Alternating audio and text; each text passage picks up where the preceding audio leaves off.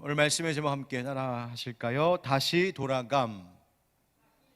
한 번 더 합시다. 나에게서 예수로. 여러분, 있으면 편안한 곳이 있습니다. 거기만 가면, 거기에만 있으면 복잡한 마음도 좀 내려놔지고 근심 걱정도 잠시 좀 떠나 사라지고 마음속에 고요함이, 평안함이 회복되는 자리가 있습니다. 여러분은 어디가 그런 자리이십니까? 혹시 집에 소파 위, 침대 위, 이불 속 뭐 그런 곳입니까? 저는 우리 햇빛 광성교회 성도님들이 이곳 교회 이 예배하는 이 자리가 또 여러분 각자의 삶의 지금 현장 속에서 하나님 바라보며 찬양하고 말씀 듣고 기도하며 예배하는 바로 그 자리가 내 삶 가운데 가장 평안함이 있는 복된 자리가 되기를 주의 이름으로 축복합니다. 우리가 늘 그 자리에 있어야 됩니다. 그곳으로 돌아와야 합니다. 우리 교회 본당으로 내려오는 1층 계단 복도에도 걸려있는 렘브란트의 유명한 그림 탕자의 귀향은 이 그림을 묵상하며 강의했던 헨리 나우엔의 이야기와 글로 더 유명해진 그림입니다. 헨리 나우엔은 예수님의 비유 말씀 속에 그 탕자와 같이 우리에게도 마침내 돌아가야 할 곳, 우리가 꼭 있어 머물러야 할 곳이 있음을 강조하며 말했습니다. 탕자가 돌아야 할 곳은 다른 어떤 곳이 아닌 바로 그의 아버지 집이었던 것처럼 우리도 있어야 할 곳, 떠나지 말아야 할 그 어떤 자리가 있습니다. 그리고 하나님께서는 바로 그곳으로 우리가 돌아오기를 변함없이 부르며 또 초대하고 계십니다. 우리의 삶이란 바로 그 자리에 머물러 있을 때 그 자리에 돌아와 이르러서야 회복이 있고 만족을 누릴 수 있습니다. 헨리 나우엔이 아주 오래전에 사순절 강론을 통하여서 전했던 메시지를 다듬어 펴낸 작은 책이 있었습니다.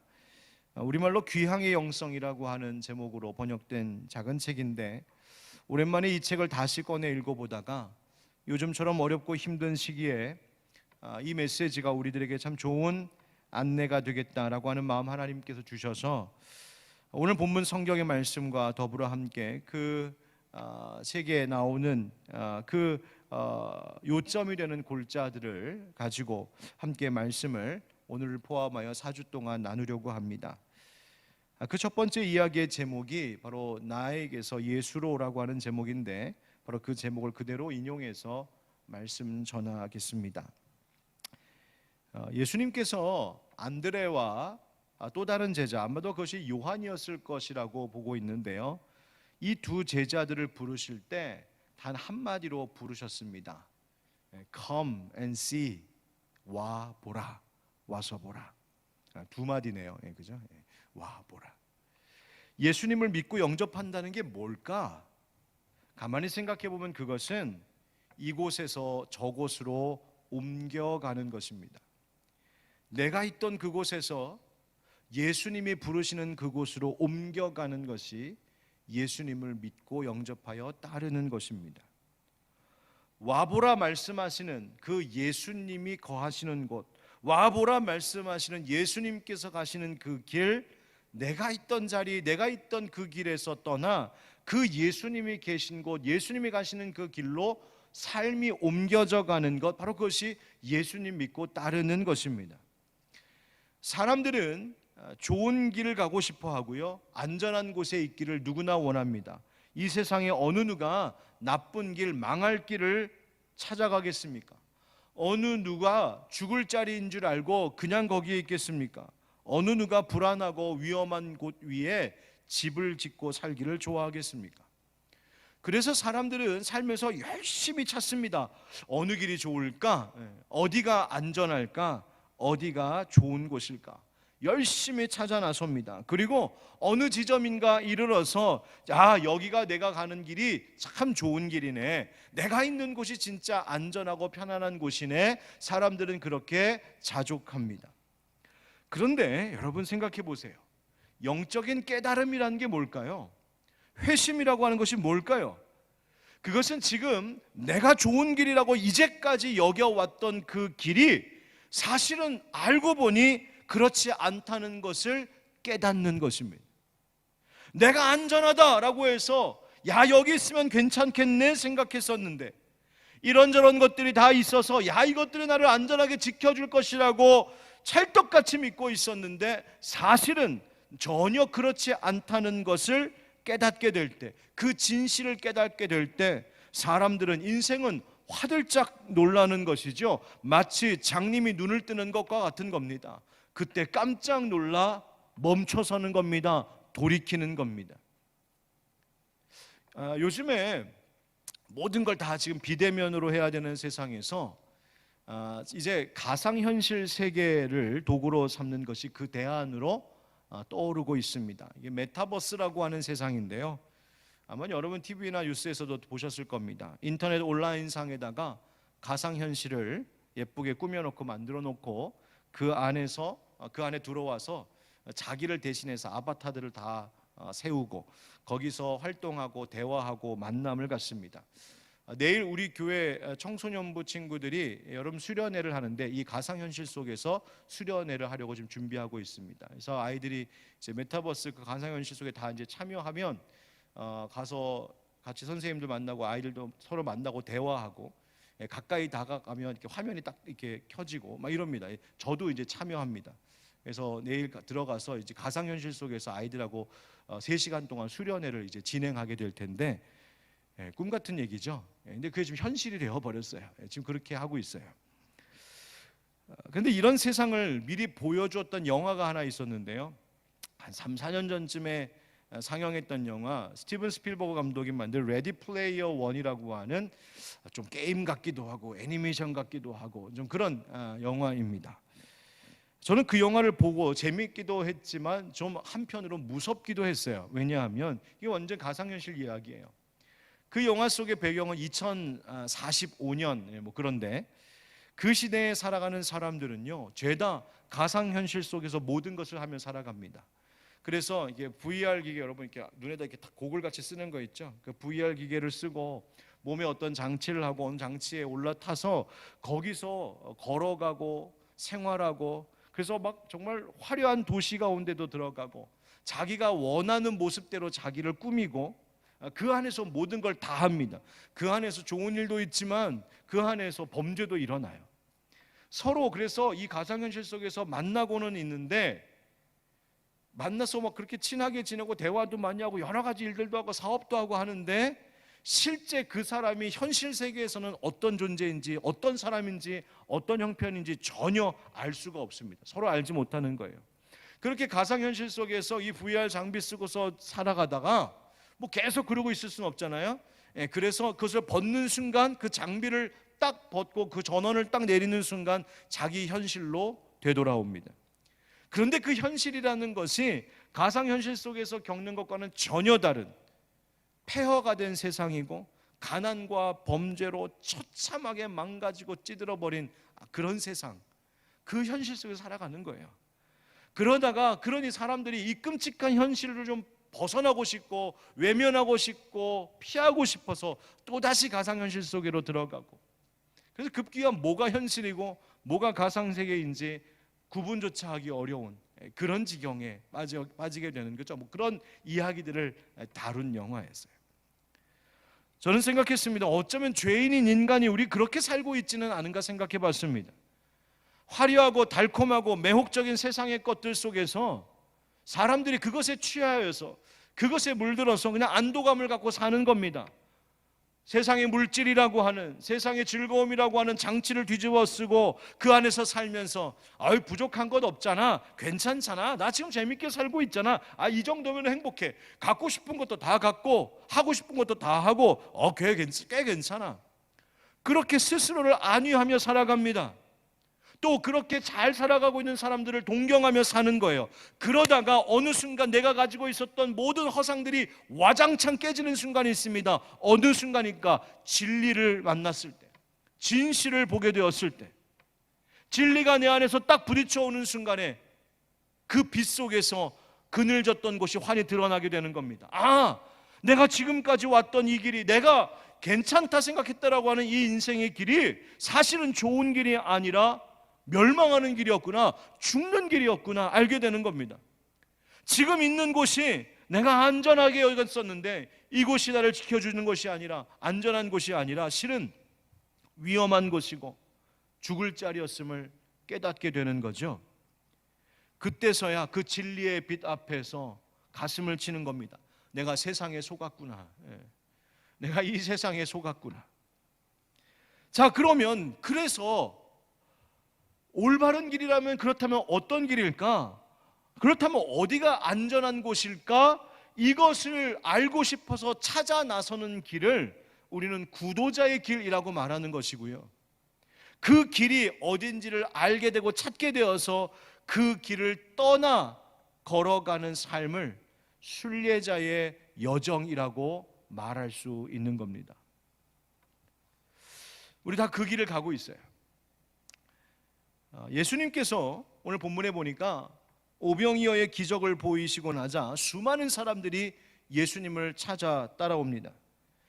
예수님을 찾아온 많은 무리에게 예수님이요 아주 차갑게 말씀하셨어요. 뭐라고 하셨냐면, 너희가 나를 찾는 것은 표적을 본 까닭이 아니요 떡을 먹고 배부른 까닭이로다 말씀하셨습니다. 그러니까 너희들이 지금 나 찾아온 것은 다른 어떤 이유가 아니라 너희들 배부르고 싶어서, 먹을 거 달라고, 조금 더 먹을 거 달라고, 그것 때문에 찾아왔구나, 예수님 말씀하셨다는 거예요. 그러면서 예수님 어떤 말씀을 쭉 이어가시냐면, 주된 말씀은 이겁니다.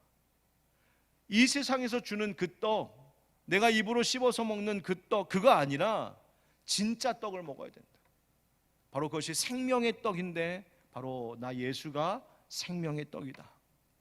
내 살은 참된 양식이고 내 피가 참된 음료로다. 그래서 나를 먹는 사람이 나로 말미암아 영원히 살리라 말씀하셨어요. 그러자 사람들이 예수님께서 하시는 말씀을 듣고는 예상치 못한 반응을 보입니다. 그게 뭐냐면 이해가 가지 않는 거예요. 61절 말씀에 보면 예수님 뭐라고 하셨냐면, 그들의 그 마음의 반응을 꿰뚫어 보시고 뭐라고 하시냐면, 이 말이 너희에게 걸림이 되느냐라고 물으셨어요. 여기서 걸림이 되다라고 하는 말, 스캔달리제이라고 하는 말인데요, 이 말이 우리 영어로 여러분 스캔들 있죠? 스캔들 났다. 그 스캔들이라고 하는 말과 어원이 같은 말이에요. 이 걸림이 되다라고 하는 말은요, 그를 넘어지게 한다는 말이에요. 노하게 만들었다는 뜻도 있어요. 그러니까 지금 사람들이 예수님께서 하시는 이 영적인 말씀, 깊은 말씀을 듣고는 그냥 내가 좀 이해를 못하겠는데, 좀 아리송한데, 뭐 그 정도의 이야기가 아니라 예수님의 말씀을 듣고 사람들이 분개했다는 거예요. 예수님의 말씀을 듣고 노하기 시작했어요. 불평을 터뜨리기 시작했어요. 항의하는 수준이었다는 것을 말하고 있는 거예요. 그러니까 예수님이 불편한 겁니다. 그렇게 말씀하시는 예수님이 불편한 거예요. 그래서 사람들이 어떻게 했다고 성경에 기록되고 있냐면, 예수님을 떠나서 다시 따르지 않았다 이렇게 되어 있습니다. 기껏 예수님 찾아와서는 예수님이 주시는 진짜 양식을 소개받고서도 예수님을 더 이상 그 말 때문에 따르지 않았다. 그 말은 본래 자기가 있던 곳으로 다시 되돌아갔다. 자기가 지금까지 살아오던 그 길, 자기가 지금까지 살아오던 그 인생의 궤도로 다시 되돌아갔다, 그 얘기예요. 그러자 예수님께서 무리들이 막 떠나는 것을 보시고 예수님이 특별히 택하여 부르셨던 그 12 제자에게 따로 물으셨습니다. 뭐라고요? 너희도 가려느냐? 너희도 가려느냐? 너희도 다시 떠나갈래? 너희도 너희들이 원래 있던 그 자리로 돌아갈래? 너희도 이제까지 나를 만나기 전까지 살아왔던 그 인생의 길로 다시 되돌아갈래? 예수님 물으신 거예요. 그러자 시몬 베드로가 뭐라고 대답합니까? 우리 오늘 본문 가운데 68절 69절을 다시 한번 읽어보겠습니다. 우리 한 목소리로 68절 69절 시작. 시몬 베드로가 대답하되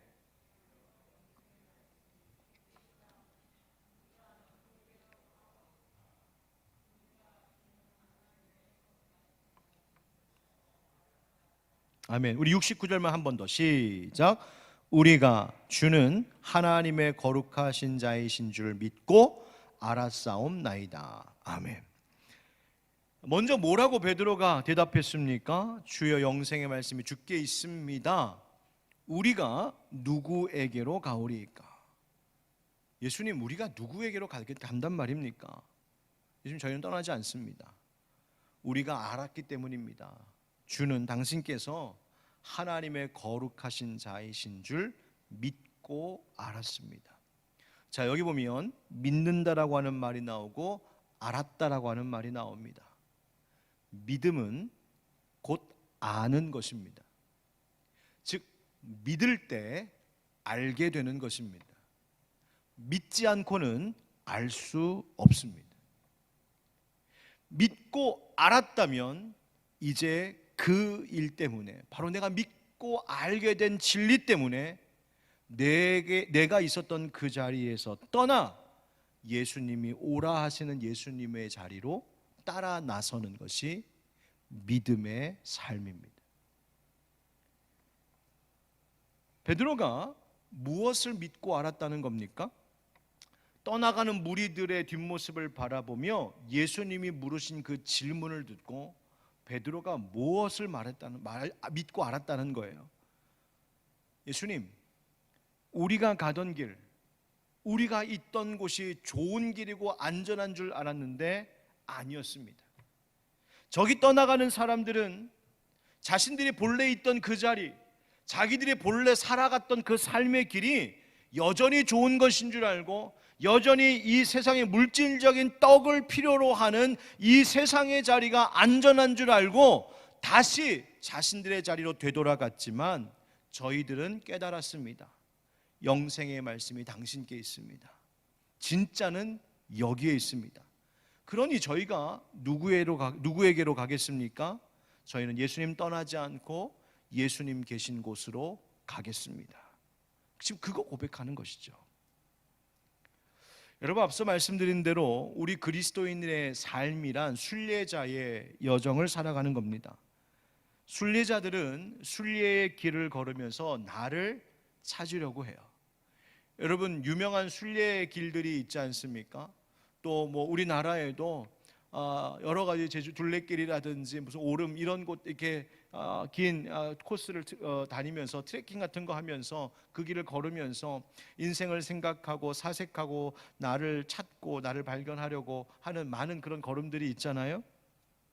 사람들은 그 순례의 길을 걸어가면서 내 상처가 좀 치료되기도 바라고, 지쳤던 내 마음속에 새 힘이 좀 충전되기도 바라고, 내게 있었던 그 고민스러운 인생의 문제에 답을 찾으려고 애를 씁니다. 그런데 예수님께서 부르신 그 그리스도인의 길, 제자의 길이라고 하는 것은 뭐라고 부르셨냐면 나를 따르라 하셨어요. 그러니까 예수님을 믿고 나아가는 제자의 길이란 나를 위해서 가는 길이 아니라 나를 따르라 부르신 예수님을 목적으로, 예수님을 위해서 가는 길이에요.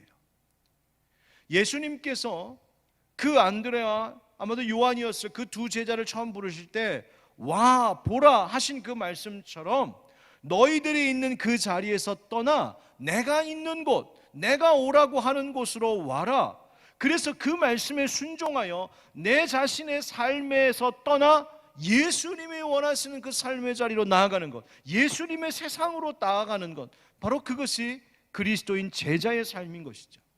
그러므로 그리스도인의 삶이란 나 자신을 찾고 내가 치료받고 내가 회복되고 나의 문제가 해결되는 것 그 자체가 목적이 아니라 본질적인 목적은 나를 따르라, 와 보라 불러주신 예수님을 따르는 것 그 자체에 목적이 있는 것이죠. 무게중심이 거기에 있는 겁니다.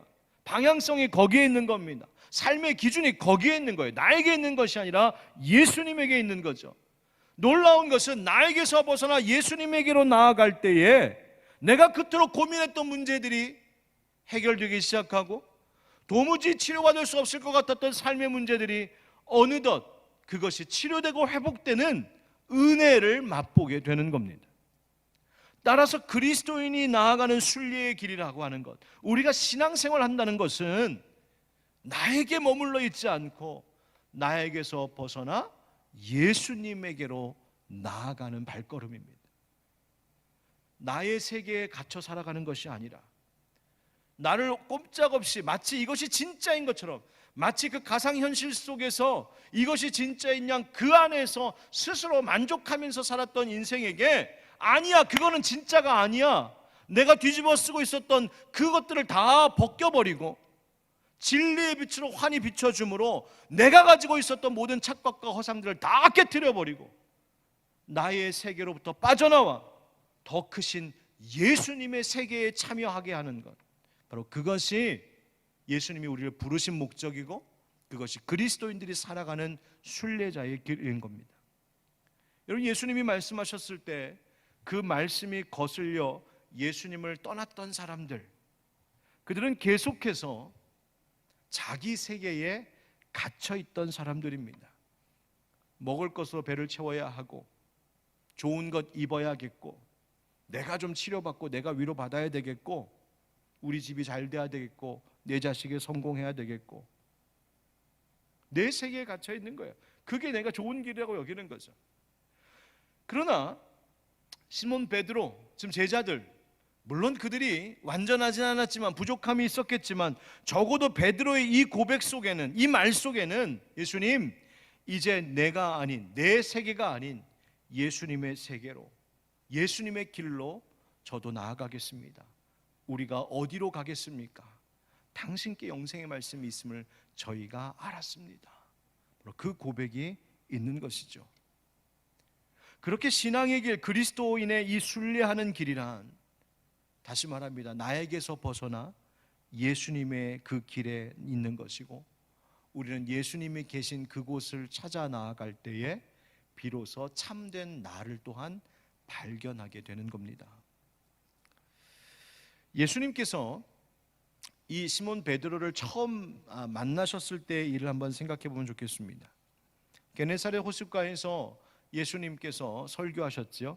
그리고 그 긴 말씀을 마치시고는 그 배를 잠시 빌려주었던, 예수님이 그 호숫가에서 배를 호숫가에 띄어서 육지에서 조금 띄어서 그 배를 설교 강대상 같이 삼고 설교하셨거든요. 육지에 이제 있는 사람들을 향해.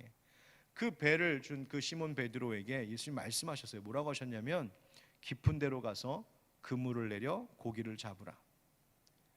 그때 시몬 베드로의 반응이 뭐였습니까? 누가복음 5장 5절 6절 말씀 보면 이렇게 되어 있습니다. 우리 한번 같이 읽어볼까요? 시작. 시몬이 대답하여 이르되, 선생님, 우리들이 밤이 새도록 수고하였으되 잡은 것이 없지만은 말씀에 의지하여 내가 그물을 내리리이다 하고, 그렇게 하니 고기를 잡은 것이 심이 많아 그물이 찢어지는지라. 아멘. 여러분, 옛날 시험 공부할 때 이렇게 교과서 이렇게 보다가 책 읽다가 중요한 곳 있으면 이렇게 형광펜이나 뭐 빨간 색연필 같은 걸로 이렇게 쫙 하이라이트, 이렇게 쫙 이렇게 밑줄 긋죠. 여러분들 방금 읽었었던 5절 6절 말씀에서 제일 중요하게 여겨지는 것, 줄치라고 하면 여러분 어디다가 치시겠습니까? 이 말씀, 예수님 덕분에 고기를 많이 잡았네. 고기를 잡은 것이 심이 많아 그물이 찢어지는지라. 하나님, 나에게도 지갑이 찢어질 정도로. 그렇게 한번 줄 그어보시겠어요? 그럴 수도 있죠. 그런데 이 말씀은 예수님 덕분에 고기 많이 잡았다, 여기에 초점이 있는 것이 아니에요. 정말 주목해야 할 구절은 뭐냐면 이거예요. 우리들이 밤이 새도록 수고하였으되 잡은 것이 없지만은 말씀에 뭐하여? 의지하여 내가 그물을 내리리이다. 자, 보세요. 우리들이 밤이 새도록 수고하였으되, 여러분, 밤이 새도록 수고한 건 누구예요? 우리라는 거예요. 우리가 그렇게 했어요. 열심히 했어요. 최선을 다했어요. 시몬 베드로와 함께 그 어부의 일을, 물고기 잡는 일을 했던 사람들, 그들이 가지고 있는 고기 잡는 기술, 그 노하우, 오랜 시간에 축적된 경험들, 이것 자체가 바로 베드로와 함께 그 어부들, 그들의 삶 그 자체였고 그들의 존재 그 자체였어요. 그걸 가지고 살았고 그것이 실제로 살아가는 그들의 모습이에요. 그들을 소개하라면 그 모습이 전부였던 것이죠. 그것이 바로 그 사람들의 베드로의 세계였어요. 베드로의 세상이었어요. 그런데 예수님께서 지금 그 모든 것들을 깨뜨리시는 거예요. 야, 네가 수고했잖아. 수고해봤지. 수고했는데 안 되잖아. 밤이 새도록 수고해봤는데 답이 없잖아. 채워지지 않잖아. 기대했던 것들대로 되지 않잖아. 그러니 이제 너의 세계에서 빠져나와서 내가 펼쳐줄 세계 안으로 이동해라. 짐 싸서 옮겨라. 예수님 지금 그 말씀하시는 거죠. 예수님은 시몬 베드로가 자기 세계에서 빠져나오기를 원하셨어요. 자기의 지식과 기술과 경험에서 나오는 그런 선택과 행동이 아니라 이제는 예수님이 말씀하시는 명령, 예수님이 펼쳐주시는 그 예수님의 세계, 예수님이 소개해 주시고 예수님이 가르쳐 주시는 삶의 원리와 방식대로 살아가는 그 세상 속으로 이제 옮겨오기를 원하셨던 거예요. 베드로가 그것에 순종한 거죠. 수고하여서 잡은 것이 없지만 그게 우리입니다. 그런데 말씀에 의지하여 내가 그물을 내리리이다. 자신의 세계에, 자신의 인생에, 자기의 기술력에 중심을 가졌던 베드로의 인생이 이 중심축을 완전히 옮겨 예수님께로 옮겼고자 그 말씀대로 그물을 내렸다. 바로 그 이야기입니다. 여러분, 예수님께서 다시 시몬 베드로에게 하신 말씀이 뭐냐면 무서워하지 말라. 이제후로는 네가 사람을 취하리라. 이런 말씀하셨어요. 사람 낚는 어부되게 하겠다 하셨어요. 예수님이 그 삶의 중심을 옮겨가고 있는 이 베드로를 보면서 어떤 베드로의 모습을 딱 간파하셨냐면 무서워하고 있는 모습이었어요. 그래서 무서워하지 말라. 무서워하지 말라. 무서움은 놀라움으로 이루어졌어요. 그렇게 많은 물고기가 잡힌 그 일 자체가 굉장히 무서운 충격적인 놀라움이죠. 그런데 물고기가 많이 잡힌 것만 놀라운 것이 아니에요. 그것 때문에 두려운 게 아니에요. 베드로가 뭐라고 말했냐면 주여 나를 떠나소서 그럽니다. 왜? 나는 죄인이로소이다. 예수님 저 죄인입니다. 나에게 떠나십시오. 여러분 좀 의아하지 않습니까? 이런 대단한 능력이 있는 분이라면 좀 더 가까이 하고 싶지 않아요? 더 친밀하게 이런 대단한 능력을 가지고 계신 분이라면 좀 더 가까이 지내고 내가 이런 분을 내가 좀 알아. 내가 이런 분으로 인해서 이런 신기한 일을 경험했어 라고 하면서 뭔가 그분하고 더 가까워지려고 하지 않겠어요? 그런데 베드로는요 예수님의 말씀에 뭐라고 반응했었냐면 예수님 저를 떠나십시오. 전 죄인입니다. 이렇게 말하는 거예요. 왜 그랬을까요? 두려움이 있었어요. 두려움. 의아한 거죠. 의아한 모습이죠. 여러분 이 의아한 모습이 우리에게도 있다는 거 아십니까? 나의 세계에서 벗어나서 예수님 세계 안으로 참여하여 나아가는 것. 두려움이 있어요. 마치 여러분 여름철에 막 계곡에서 물놀이 할 때 보면 높은 바위에서 물속으로 확 뛰어들잖아요. 그 물속에 뛰어들면 괜찮다는 거 알면서도 뛰어들기 전 두려움이 있잖아요. 마치 꼭 그 모습일 것 같아요. 예수님의 세계로 나를 버리고 예수님의 세계로 뛰어드는 것이 두려운 거예요. 왜 두려울까요? 나의 주도권의 문제 때문에, 인생의 주도권의 문제를 내가 놔버려 포기해야 되기 때문이에요. 주인이 달라지기 때문이에요. 지금까지는 내가 나의 주인이어서 내 인생을 내가 이끌어 갔는데 그러면 될 줄 알았는데 이 주도권을 포기하고 예수님께로 참여하라고 하니 두려운 거죠. 여러분 사람들 중에는요 이런 분들이 있어요. 모든 게 다 내 통제와 내 조절 능력 안에 있어야 마음이 좀 놓이는 분들이 계세요. 모든 내 생활, 내 모든 일정, 내 스케줄, 내 일과 심지어 내 마음의 감정까지도 내가 조절할 수 있고 내가 통제하는 그 안에 있어야 돼요. 더 나아가서 다른 사람들까지도 내 남편도 내 아내도 내 자식도 다 내 통제 안에 있어야 돼요. 내 친구도 동료도 회사에서 내 부하 직원도 또 교회 안에서 다른 성도들도, 교회 어떤 되는 모든 일들도 다 내 생각 안에, 내 능력 안에, 내 영향력 안에, 내 통제할 수 있는 그 통제권 안에 있어야 좀 마음이 놓이고 안심이 되는 분들이 있어요. 거기서 벗어나면, 내 손 안에서 벗어나면, 내가 조절할 수 없을 만큼 내 세계에서 벗어나면 그것이 불안하고 두려운 거죠. 그러니 걱정이 찾아옵니다. 근심이 밀려옵니다. 내 뜻대로 안 되니까요. 분노하기 시작하고요, 절망하기도 합니다. 여러분, 어쩌면 우리 모든 마음의 병들은 이런 것들과 관련이 있지 않을까 생각해 봅니다. 내 뜻대로 되지 않아서, 내가 내 인생의 주도권을 가지고 내가 조절하고 싶은데 그대로 되지 않아서.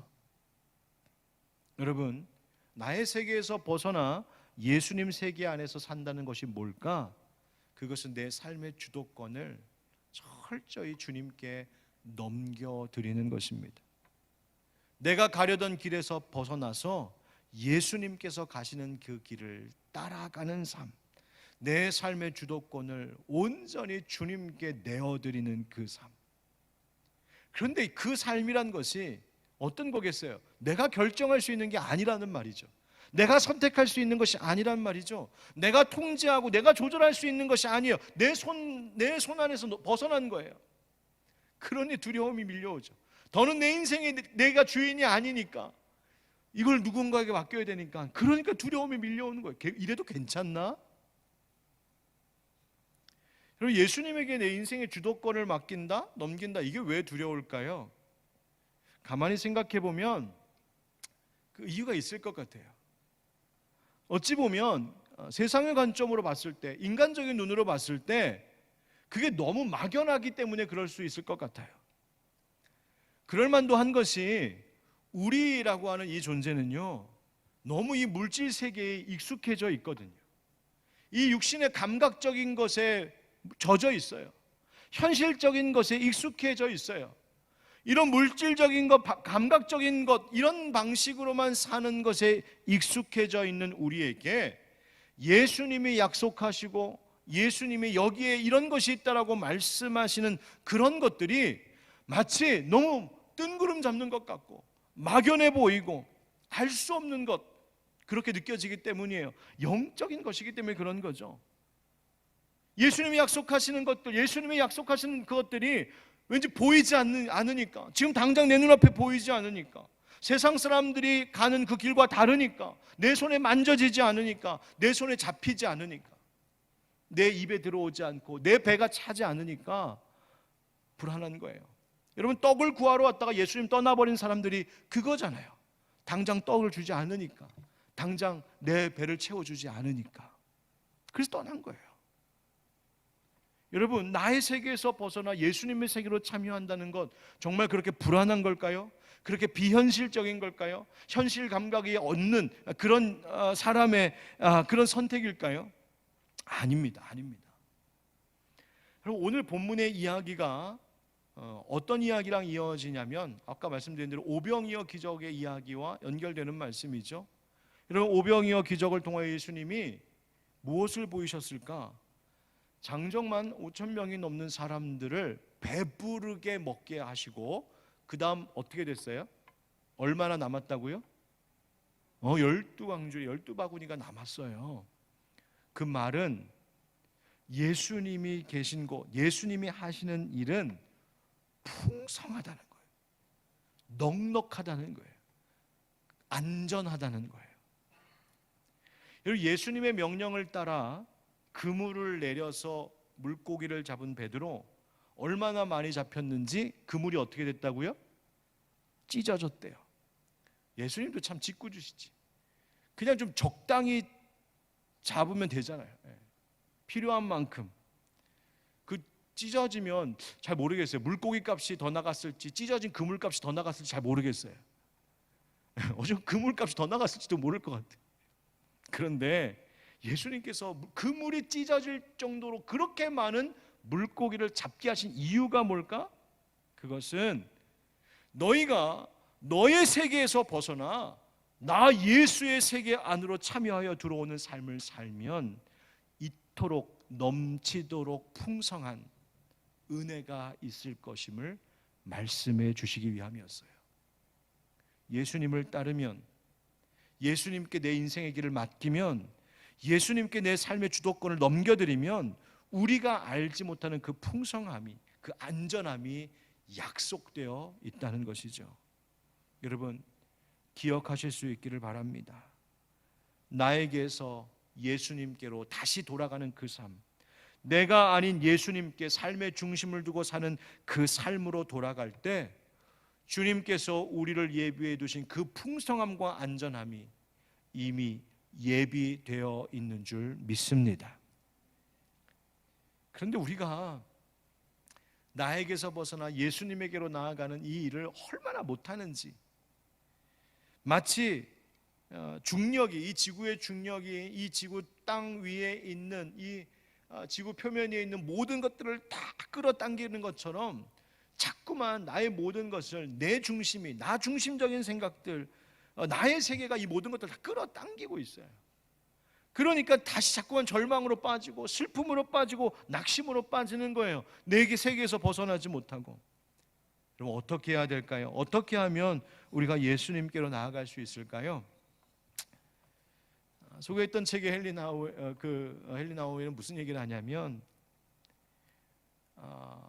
예수님과 가까이 친밀하게 살아가면, 그 예수님과 친밀한 삶을 살아가는 사람들은 내가 어떻게 해야 예수님께로 옮겨가는 삶을 살 수 있는지 알고 있다는 거예요. 몰라서가 아니라는 거예요. 어떻게 하는 것이, 내가 뭘 해야 될 때, 내가 무엇을 순종하고 무엇을 실천하는 것이 내 인생의 길에서 벗어나 예수님이 오라고 하시는 그 길로 가는 것인지 알게 하신다는 거예요. 정말 그런 것 같아요. 그리고 우리가 성령님과 날마다 친밀한 삶을 살아가고 성령님과 지속적으로 친밀한 그 관계를 유지하며 살아가는 사람은 내가 어떻게 하는 것이 예수님께로 옮겨가는 삶인지 알고 있어요. 성령님 가르쳐 주세요. 그것을 따라가야 되는 것이죠. 뿐만 아니라 우리 날마다 예배함이 필요해요. 여러분, 우리 하늘빛 광성교회에서 늘 제가 말하고 강조하고 있는 거 하나가 있는데, 뭐냐면 이 땅에 살면서도 하늘의 소망을 둔 사람에게는 빼앗기지 않는 평안이 있습니다라고 하는 거예요. 그것이 어떻게 되는 것일까? 내가 이 땅에 살고 있지만 날마다 하나님 바라보고 하나님 의지하며 하나님께로 내 마음을 들이며 살아가는 자들은 내 삶의 길이 조금씩 예수 중심으로 변하여져 가고, 그 예수님이 계신 그 자리에 약속된 평안이 우리를 지켜주는 것인 줄 믿습니다. 그래서 예배해야 되고, 그래서 찬양해야 되고, 날마다 하나님 바라보며 사는 것에 연속을 지켜야 가야 되는 것이죠. 또 한 가지 중요한 기준이 있습니다. 예수님께로, 나에게서 벗어나 예수님께로 나아가는 중요한 기준. 그것이 뭐냐면 모든 순간마다 사랑을 선택하며 살아가는 겁니다. 여러분, 인생에 수많은 고민들이 있습니다. 그런데 많은 고민들, 수없이 반복되는 인생의 많은 망설임들 끝에 결국 우리가 택해야 되는 건 뭘까? 다름 아닌 사랑입니다. 자기 사랑 말고 하나님 사랑이요, 이웃을 사랑하는, 다른 사람을 사랑하는 그 마음, 바로 그것이 그리스도인들이 살아가는 삶의 기준이요, 방향성입니다. 왜? 그것이 바로 예수님께서 택하신 길이었어요.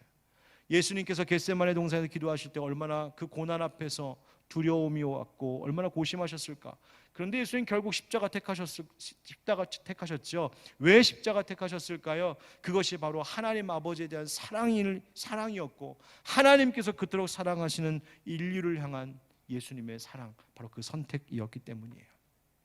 사랑하는 성도 여러분, 요즘같이 어려운 이때에 세상은 자꾸만 우리를 끌어들여 다시 나의 세계로 다시 돌아오게 할 때가 있습니다.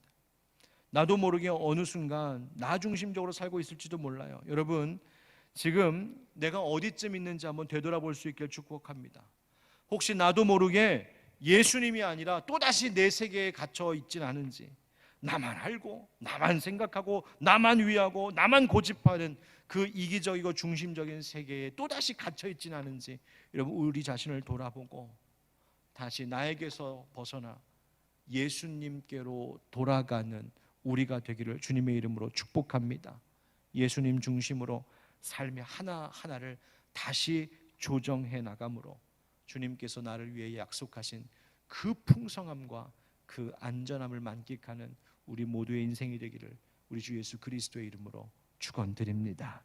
아멘.